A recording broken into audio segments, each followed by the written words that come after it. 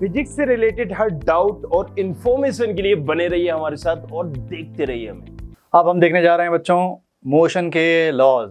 Motion हो रही है, कारण क्या है, बहुत जल्दी ब्रीफ करूंगा सारी बातें आपको। लॉज ऑफ मोशन के प्रॉब्लम सॉल्व करते समय अक्सर बच्चों के दिमाग में आता है कि कहाँ से स्टार्ट करें, ठीक है। और हम दिमाग में ये लेके आते हैं कि फोर्स या फ्री बॉडी डायग्राम, शुरुआत कहाँ से करनी है। बेटा सबसे पहली बात जिस पर आपको फोकस कर रहे हैं, आप किसका प्रॉब्लम सॉल्व करने जा रहे हो? आप प्रॉब्लम सॉल्व करने जा रहे हो लॉज ऑफ मोशन का। तो सबसे पहले आपको ये एनालाइज करना है प्रॉब्लम को देखकर कि इसमें लॉ कौन सा यूज हो रहा है, ठीक है। अगर आप कहीं ना कहीं ये समझ पा रहे हो कि कौन सा लॉ लगाना है हमने या कौन सा लॉ के ऊपर प्रॉब्लम बेस्ड है, तब आपको बहुत आसानी से प्रॉब्लम की जो गुत्थियां हैं ये सुलझते हुए दिखने लगती हैं। और देखते हैं लॉज को जल्दी। हम जानते हैं बच्चों कि अगर फर्स्ट लॉ ऑफ मोशन की बात की जाए, फर्स्ट लॉ देखना बहुत ध्यान से बच्चों, में बहुत ही छोटे तरीके से प्रॉब्लम सॉल्व हो जाए इस तरीके से समझाने की कोशिश करता हूँ। बेटे अगर एक्सेलरेशन ज़ीरो है, सीधी सी बात, अगर एक्सेलरेशन ज़ीरो है, ठीक है, इसका मतलब मैं ये कहूँगा कि vector sum of all the forces, जितने भी बॉडी पर लगने वाला फोर्स हैं, जितने भी लगने वाले फोर्स हैं, उन सभी का जो वेक्टर सम है वो ज़ीरो है। और अगर एफ नेट ज़ीरो है तभी एक्सेलरेशन ज़ीरो होगा। अगर ऐसी कोई कहानी मिल रही है तो हमारे दिमाग में आ जाना चाहिए कि कहीं ना कहीं यही कहानी होती है बच्चों इक्विलिब्रियम की, ठीक है। अगर यही इक्विलिब्रियम है, ये भी इक्विलिब्रियम है, और भी कई तरीकों से हम इक्विलिब्रियम को डिफाइन करते हैं, पर फिलहाल इतना तो समझ में आ रहा है, एक्सेलरेशन ज़ीरो मतलब net force zero, summation of all force जो भी उसके ऊपर लग रहे हैं ज़ीरो है, इक्विलिब्रियम है। और देखना काम की बात, इसके बाद अगर मैं कहता हूँ कि बॉडी में क्या हो सकता है, क्या बॉडी रेस्ट में होगी? आप बोलोगे बिल्कुल हो सकती है बॉडी रेस्ट में। क्या बॉडी की वेलोसिटी हो सकती है? हाँ हो सकती है, पर वो वेलोसिटी जो भी होगी वो कांस्टेंट होगी। क्यों कांस्टेंट होगी? क्योंकि उसका एक्सेलरेशन जो है वो ज़ीरो है। यहाँ तक कोई समस्या? मुझे नहीं लगता यहाँ तक कोई समस्या है, ठीक है बेटा। अब चलते हैं आगे। अब अगर मैं आपसे कहता हूँ कि ये फर्स्ट लॉ ना, सेकेंड लॉ क्या होता है? सेकेंड लॉ इसी का थोड़ा सा अगला भाग, if acceleration is not zero, अगर एक्सेलरेशन ज़ीरो नहीं है क्या हो सकता है? तो कहानी हो सकती है कि भैया जो समेशन ऑफ भाई हमारा जो फोर्स है ये भी क्या है, नॉट ज़ीरो है। बॉडी किस में नहीं है? बॉडी में इक्विलिब्रियम नहीं है, बॉडी चल सकती है।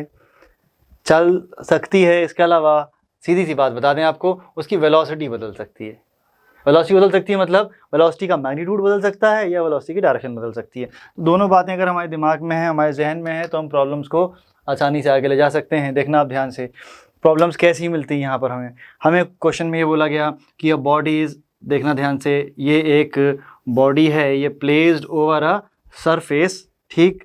अब सरफेस पर रखी हुई है, यहाँ से एक फोर्स लग रहा है एफ ऐसा, ठीक है, और इस फोर्स के बावजूद ये नहीं चल रही है।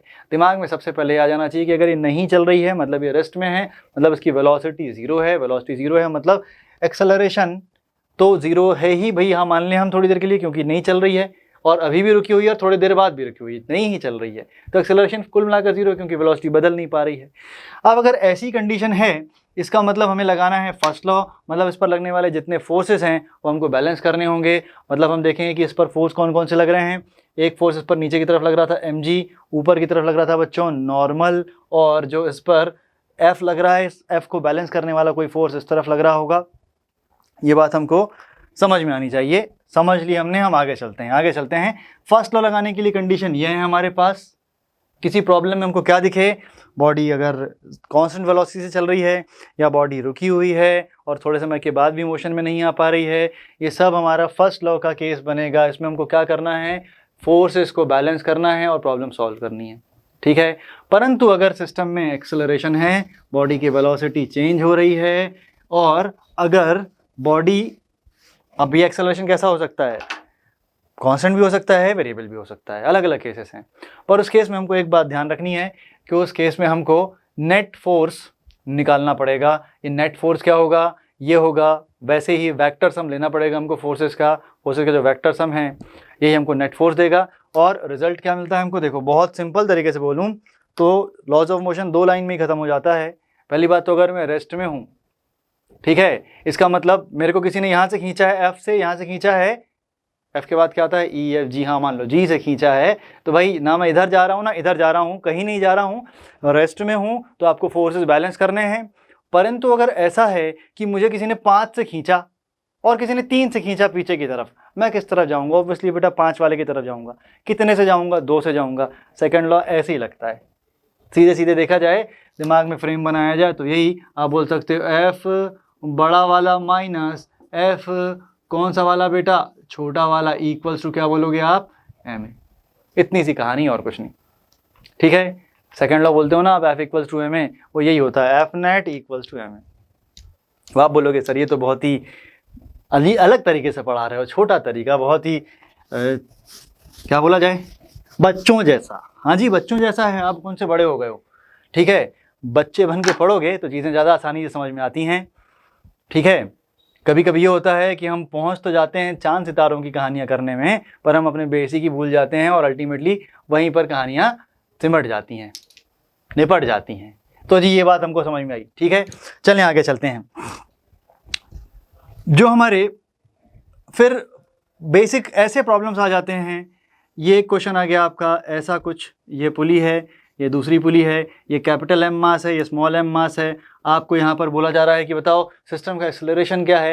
एक्सेलरेशन निकालना बहुत इजी है, ये होता है बच्चों नेट एन बैलेंस। देखो अगर मुझको यहाँ से निकालना है एक्सेलरेशन क्या होगा, ये कौन सा फोर्स था? क्या ये बैलेंस्ड फोर्स थे? नहीं थे, अनबैलेंस्ड फोर्स थे। अगर मैं कहता हूँ एक्सेलरेशन, ये हो जाएगा बच्चों अनबैलेंस्ड फोर्स, मैं लिख सकता हूँ एफ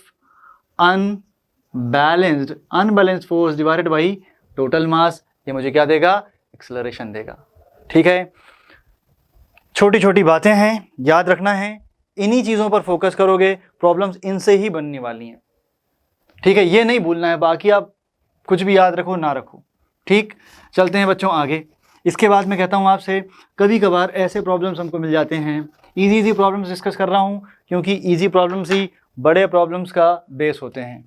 प्रॉब्लम आपको मिल गया ये ऐसा, ये एक टेबल है, इस टेबल पर ये रखा हुआ है ऐसा, और यहाँ पर एक ब्लॉक है इस तरीके का, यहाँ एक दूसरा ब्लॉक है इस तरीके का, ये नीचे जा रहा है। बच्चों याद रखना, अगर इस पुली की बात की जाए और हम लॉज ऑफ मोशन ही देख रहे हैं, हम केवल यही देखने जा रहे हैं कि फ्रिक्शनलेस पुली है, आइडियल पुली है, तो यहाँ का टेंशन तो बराबर होता ही है।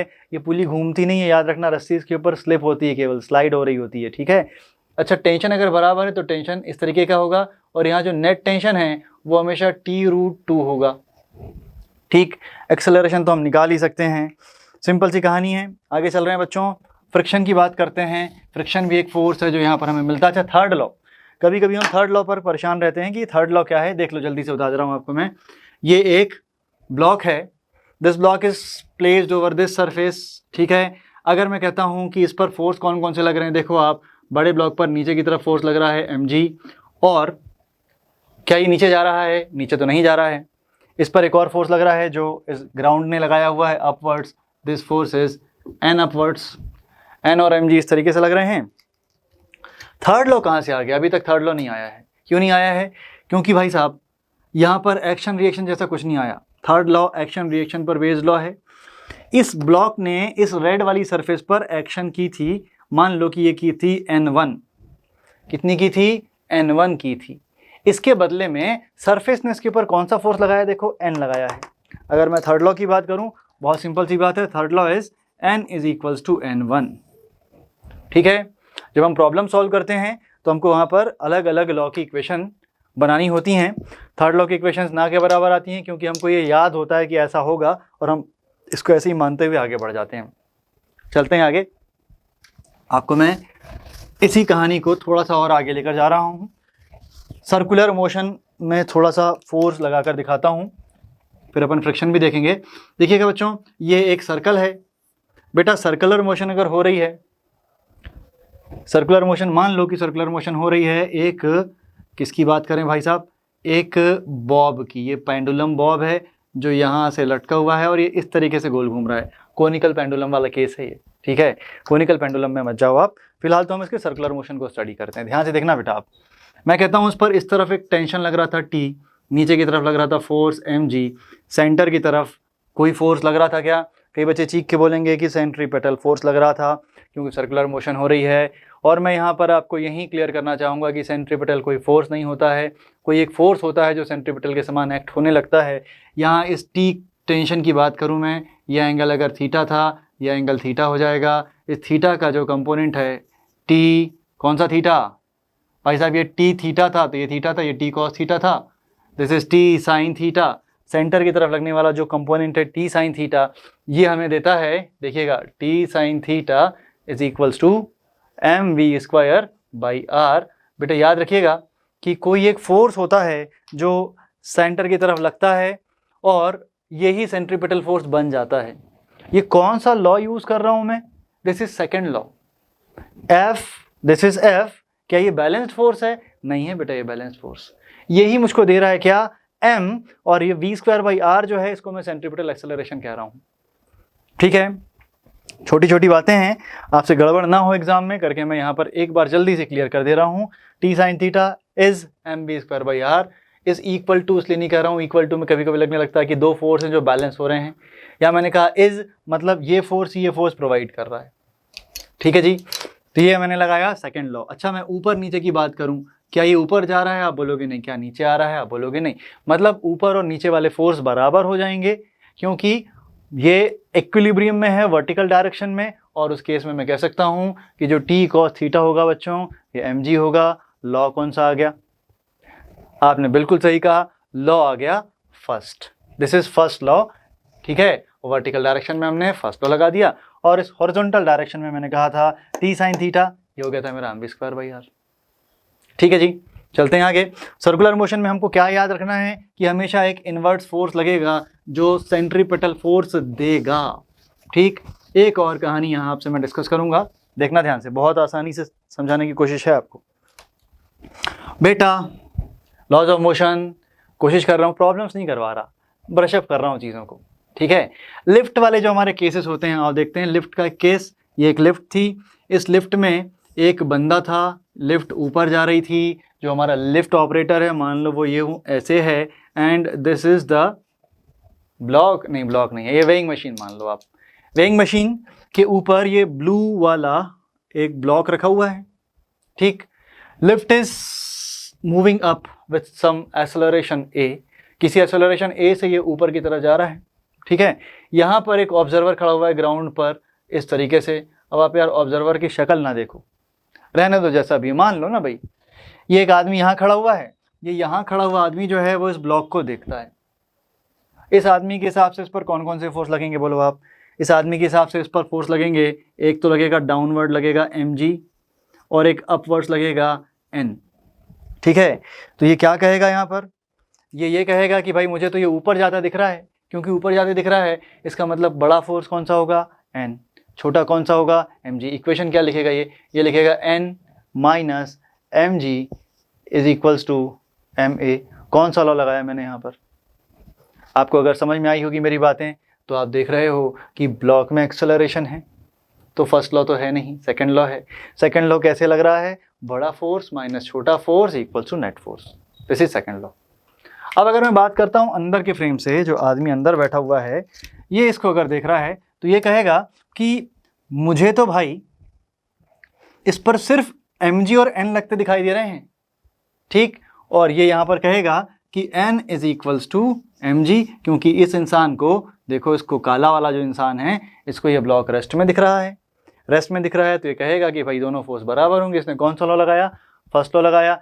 क्या वेइंग मशीन दोनों के लिए इक्वल मेजरमेंट देगी?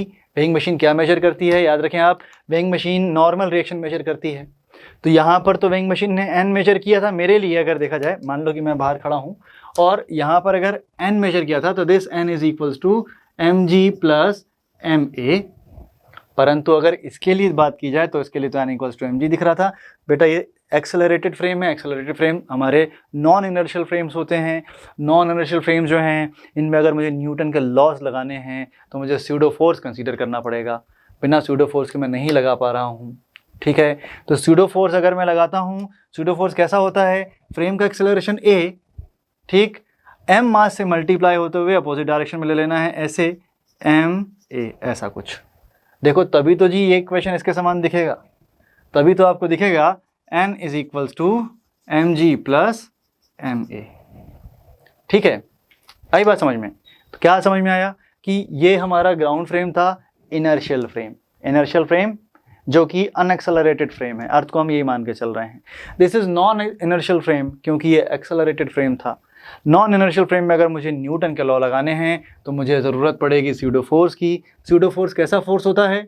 जिस फोर्स में हमें मास तो इस ऑब्जेक्ट का ही लेना है जिस पर लगा रहे हैं, एक्सेलरेशन लेना है फ्रेम का, मल्टीप्लाई करेंगे दोनों को, और जिस तरफ हमारी लिफ्ट जा रही है, जिस तरफ बॉडी का एक्सेलरेशन है, उसके अपोजिट डायरेक्शन में हम इस फोर्स को लगा देंगे। तो दिस इज रेड वाला is pseudo force M A. और अब ये बंदा भी बोलेगा कि भैया ऊपर की तरफ n, नीचे की तरफ M A plus M G, ये ब्लॉक ना ऊपर गया ना नीचे गया, इसको तो रेस्ट में दिख रहा है, तो इसने लगा दिया फर्स्ट लॉ। फर्स्ट लॉ लगाया तो इसने कहा n is equals to M G plus M A, first law. और इस इंसान को तो ये ऊपर जाते दिख रहा है, तो ये कहेगा n is equals to M G, sorry n minus M G equals to M A. Ultimate equation देखो तो दोनों के लिए बराबर हो गई। This is equation of second law. और ये देखा जाए तो ये कौन सी इक्वेशन है? ये बच्चों फर्स्ट लॉ की इक्वेशन है। ठीक है, अब आप बोलोगे कैसे? इसको रिवर्स कर लो, एक बार रिवाइंड कर लो, फिर से देख लो, समझाया तो है मैंने। ठीक है, सारी बातें आपके पास ही हैं जी, वीडियो है ना आपके पास, यूट्यूब है, आप थोड़ा सा पीछे चले जाओ, वापस से देख लो, बातें वापस से क्लियर हो जाएंगी। ठीक है, चलें आगे। अगर मैं इसी कहानी को लेकर आता हूँ, अब देखो यार स्यूडो फोर्स इतना ही काफ़ी है, समझा दिया मैंने जल्दी। अगर आपने कभी भी नहीं पढ़ा था तो मुझे लगता है कि इतना काफ़ी है, इसको आप वहाँ पर लगाओ, आपको आराम से रिजल्ट मिलेंगे। कुछ बातें जल्दी जल्दी मैं आपको, जो कि बेसिक रिजल्ट्स हैं, जो आपको याद होने चाहिए, अक्सर एग्ज़ाम में आ जाते हैं। ये ऐसा एक ये ट्रायंगुलर, ठीक है, ये वेज शेप ट्रायंगल है, ये सॉरी एक वेज है, दिस वेज इंक्लिनेशन थीटा है, इसके ऊपर एक मास m रखा हुआ है मैंने, और पूछा जाता है कि बताओ ये वेज किस तरफ चले कि ये जो स्मॉल m ब्लॉक है वो इसके ऊपर रेस्ट में ही रहे, नीचे ऊपर कहीं ना जाए। किस तरफ चले? इसमें हम बोलते हैं कि भाई ये इस तरफ चले, लेट ये a एक्सेलरेशन से इस तरफ चल रहा है। अगर ये ऊपर नीचे कहीं नहीं जा रहा m, तो हम एक काम करते हैं, सबसे पहले इसका फ्री बॉडी डायग्राम बनाते हैं। इस पर mg लगेगा नीचे की तरफ। अच्छा, ऊपर नीचे कहीं नहीं जा रहा है ये देखने के लिए हमें कहाँ होना चाहिए? अगर हम बाहर खड़े होकर देखेंगे तब तो हमको ये चलता हुआ दिखेगा, हमको सेकंड लॉ लगाना पड़ेगा। लगाना आसान है, वहाँ से भी लगा सकते हैं, पर बेहतर ये होगा कि हम इसके ऊपर ही खड़े हो जाएं ऐसे, और अब देखें कि क्या कहानी बनती है। इसके ऊपर अगर खड़े हो जा रहे हैं तो हमको भाई इसकी मोशन से कोई फ़र्क पड़ना नहीं है, ये हमको अगर रेस्ट में दिख गया तो क्वेश्चन की कंडीशन आ गई जो हमसे पूछा गया था। ठीक है, मतलब अगर ये अब रेस्ट में है यहाँ पर, हम बोलेंगे फर्स्ट लॉ लगा देते हैं, पर हमारा फ्रेम जो है क्योंकि एक्सेलरेटेड है, नॉन इनर्शियल है, यहाँ पर स्यूडो फोर्स भी कंसीडर कर लेते हैं जी, कर लेते हैं। पता है तो आपको स्यूडो फोर्स कैसा होता है? अगर ये ए एक्सेलरेशन से चल रहा है तो इसमें बैकवर्ड लगाना है बॉडी का मास इनटू सिस्टम का एक्सेलरेशन, ऐसा ये स्यूडो फोर्स आ गया। ठीक है, एम जी नीचे की तरफ लग रहा था, और कोई फोर्स लग रहा है क्या? आप बोलोगे जी, अगर कांटेक्ट में है तो परपेंडिकुलर ऐसे एक फोर्स लगेगा नॉर्मल, ये बात हम बेहतर जानते हैं। अब हम ये कह रहे हैं कि ये कहीं जा रहा है, क्या आप बोलोगे कहीं नहीं जा रहा है, तो फोर्सेस रिजॉल्व कर लेते हैं। कैसे रिजॉल्व कर लेते हैं? देखो mg का कंपोनेंट आ जाएगा ये वाला, ये एंगल थीटा था, ये एंगल हो जाएगा 90 माइनस थीटा, ये तो आपको आता है। इसको थोड़ा सा और आगे बढ़ा देता हूँ तो ये एंगल हो जाएगा थीटा। और अगर मैं बात करता हूँ ये वाला एंगल, तो दिस एंगल इज ऑल्सो, भाई ये थीटा था तो ये थीटा हो जाएगा ना। ठीक है, कंपोनेंट रिजॉल्व कर रहा हूँ, एम ए के अगर कंपोनेंट रिजॉल्व करूँगा तो एम ए के कंपोनेंट एक आ जाएगा बच्चों ऐसा, इसको मैं कहूँगा M A cos theta.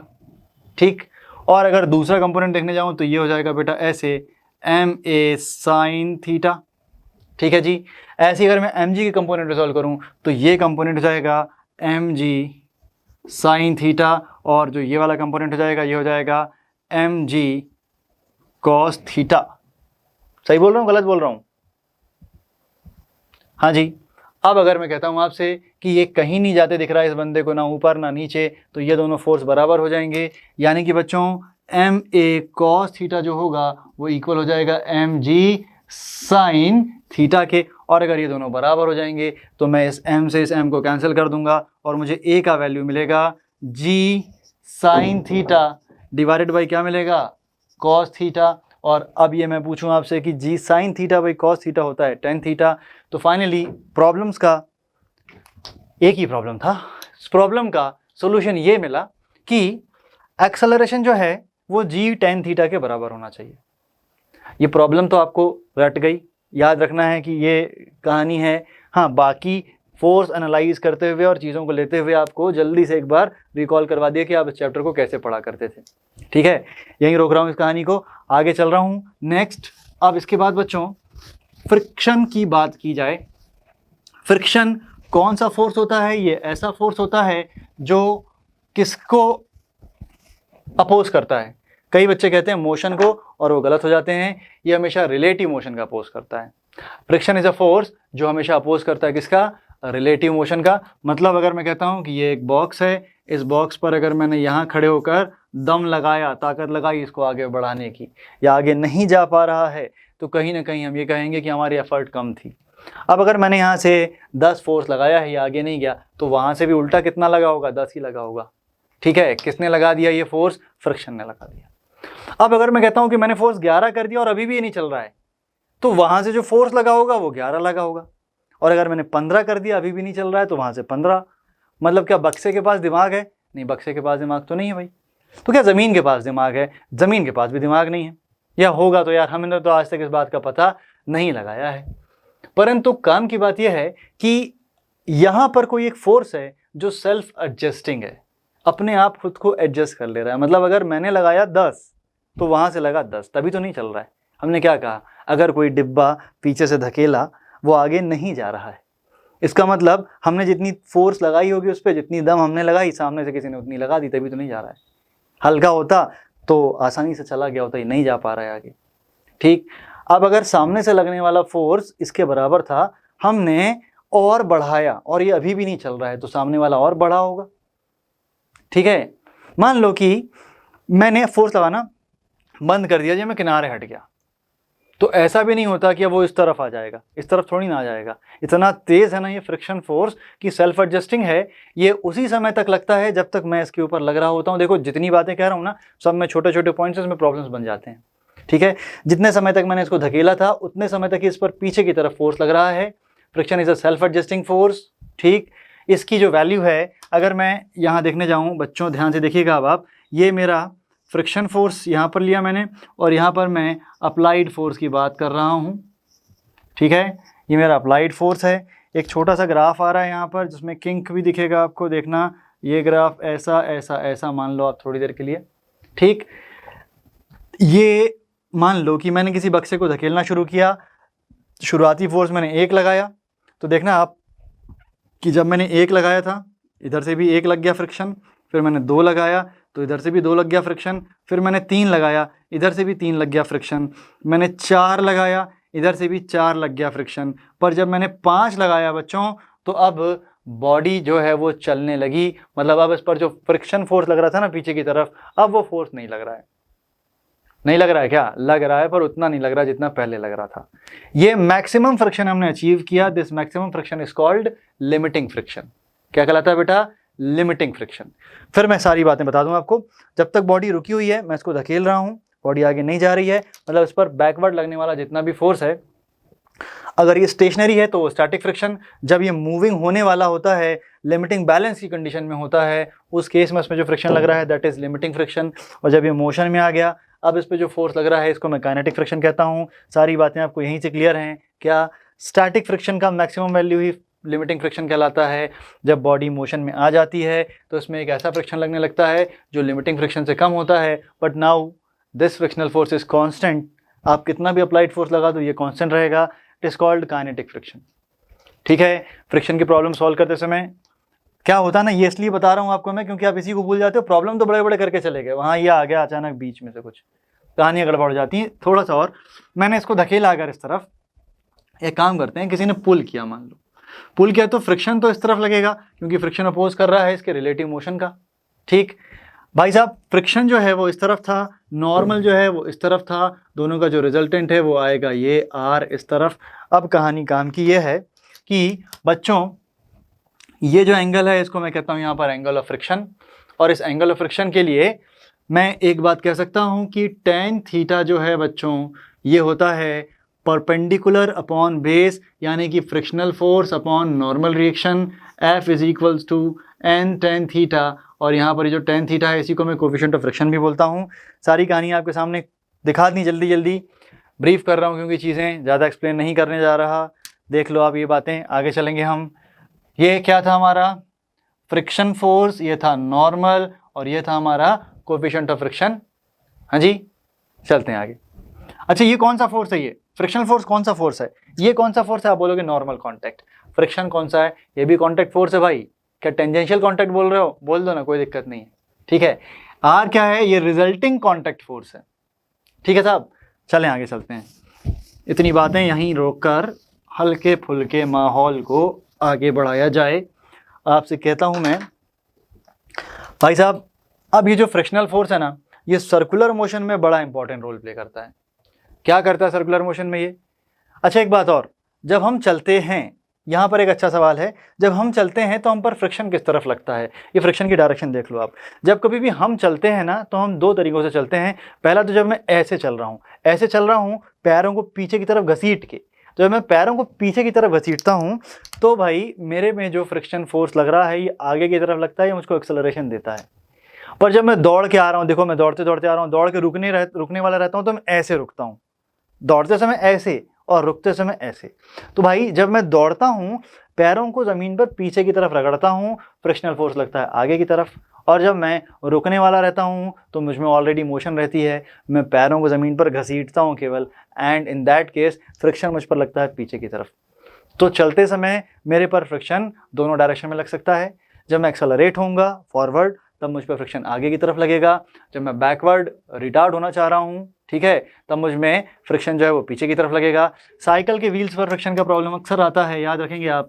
Cycle का जो बैक व्हील है and this is front wheel, याद रखें बच्चों, जो बैक व्हील है इस पर फ्रिक्शन जो है यह हमेशा, जब कभी भी हम पैडल मारेंगे तो फॉरवर्ड ही लगेगा, ठीक है, फॉरवर्ड। या इसको ऐसा याद रख लो आप, बैक व्हील पर ही केवल फॉरवर्ड फ्रिक्शन लग सकता है और केवल तब लगता है जब हम एक्सेलरेट कर रहे होते हैं, ठीक है।